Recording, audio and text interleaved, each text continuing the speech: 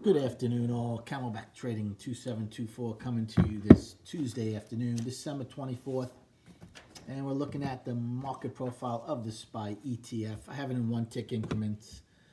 And really the only thing that came out of today is we stopped the one-time framing up in the daily as we come into a nice 7-day balance now. We stopped the one-time framing up, which was going on for 9 days. But in that 9 days, the range was only $2.50. I'll show you that on the chart in a minute. I did not take a trade today. I did not.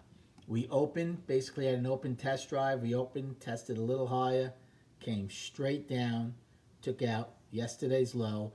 But then after that, we traded in a 27-cent range for the next 3 hours. So there was just nothing there. We end 7 for 7 wide. I'm going to actually use that because we only had 7 time frames, so I will use that as a destination. So as far as destinations going into Thursday, our first one on the upside will be today's high of 321.52. Then we have 321.65, which is yesterday's high and all-time high, and 322.35, our overnight all-time high. For the downside, I will use 7 for 7 wide, which came at 321.19. Then we have today's low of 320.90, daily low of 320.37, and you should have the rest of them that I gave you down to around the 319 level. Again, the only thing that really changed chart-wise is on the daily, right? The monthly's up.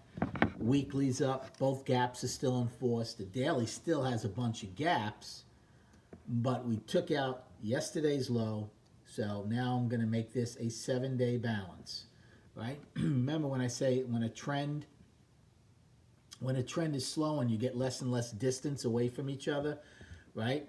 So after we came down here, gapped higher, balanced, gapped higher, balance, went higher, balanced, gapped higher, and now we're in a balance. Now it's a 7-day balance, okay, after one time framing up 9 days, and it's a pretty tight range, only $2.50.